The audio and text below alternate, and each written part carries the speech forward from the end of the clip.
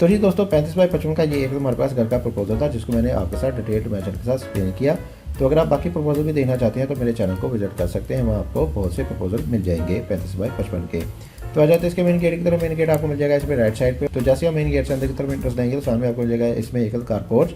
Left side पे आपको मिल जाएगा फ्रंट पे कुछ ओपन स्पेस। जैसे आप आगे की तरफ आएंगे तो 2 साइड के बाद आपको लेफ्ट साइड में मिल जाएगा इसमें एक स्टेयर हॉल एरिया, जिसमें आपको मिल जाएंगी सीढ़ियाँ जो कि इधर से आपको ऊपर फर्स्ट फ्लोर के साथ अटैच करेंगी।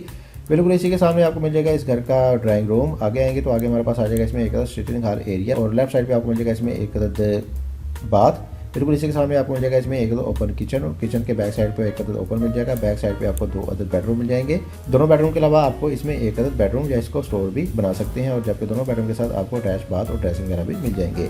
तो ये चीज़ वीडियो उम्मीद करता हूँ कि आपको आज की वीडियो पसंद आएगी। वीडियो पसंद आई तो वीडियो को जरूर लाइक कीजिएगा। चैनल पर नहीं है, चैनल को सब्सक्राइब नहीं किया तो चैनल को ही लाजमी से सब्सक्राइब कर दें। इसके साथ मुझे इजाजत, अपना बहुत सारा ख्याल रखेगा, दुआ में याद रखिएगा। मिलते हैं एक और वीडियो के साथ।